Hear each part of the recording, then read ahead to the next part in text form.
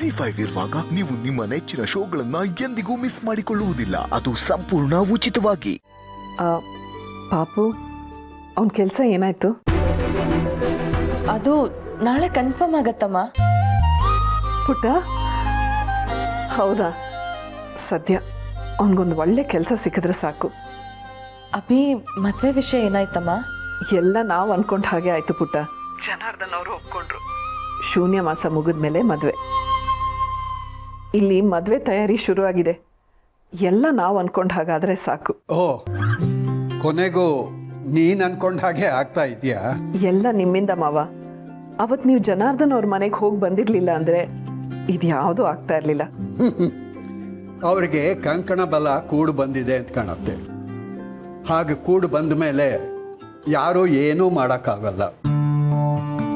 ಅಮ್ಮ ಅಲ್ಲಿಗೆ ಹೋದ್ಮೇಲೆ ಅಲ್ಲಿ ಎಷ್ಟೊಂದೆಲ್ಲ ಬದಲಾವಣೆ ಆಗ್ತಿದೆ ಅಲ್ವಾ ತಾತ? ಹೌದು ಸೋಗ್ಲಾಳಿ.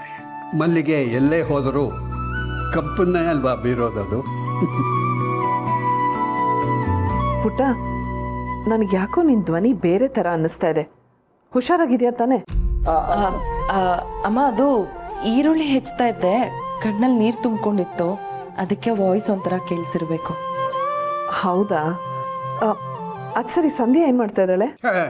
ಅವಳು ಏನು ಎಮ್ಮೆ ಚರ್ಮ ಅಯ್ಯೋ, ಅವಳು ವಿಷಯ ಬಿಡಮ್ಮ.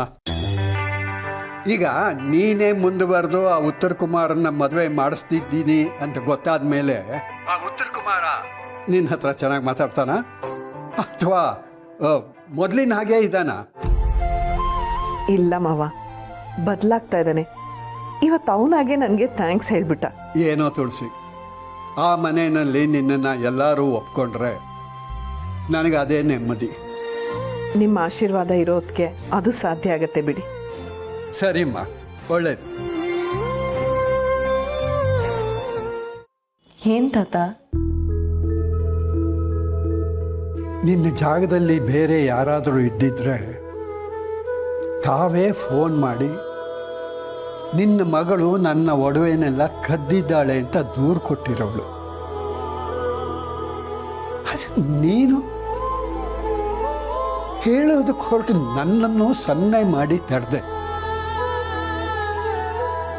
ಇಂಥ ಅಪರಂಜಿನಮ್ಮ ನೀನು.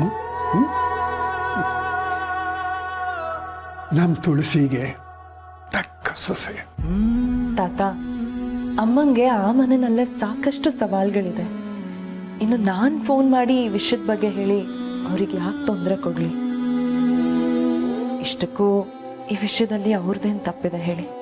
ಹೌದಮ್ಮ, ತುಳಸಿ ಅಂತ ಸಾಧ್ವಿಗೆ ಯಾಕಿಂಥ ಮಗಳು ಹುಟ್ಟಿದ್ಲು? ನಂಗೆ ಯಾವತ್ತೂ ಈ ಒಡವೆಗಳ ಮೇಲೆಲ್ಲ ವ್ಯಾಮೋಹನೇ ಇಲ್ಲ ತಾತ. ಅದಿದ್ದಿದ್ರೆ ನನ್ನ ಗಂಡ ಸ್ವಾಭಿಮಾನದಿಂದ ಬದುಕ್ಬೋದಾಗಿತ್ತಲ್ಲ ಅಂತ ಅನ್ಕೊಂಡೆ. ಆದ್ರೆ ಅದಾಗ್ಲಿಲ್ವಲ್ಲ, ಅದಕ್ಕೆ ಸ್ವಲ್ಪ ನೋವಾಗ್ತಿದೆ ಅಷ್ಟೆ. ಏನೋ ಒಂದು ದಾರಿ ಹುಡ್ಕೋಣ, ನೀನು ನೊಂದ್ಕೋಬೇಡ.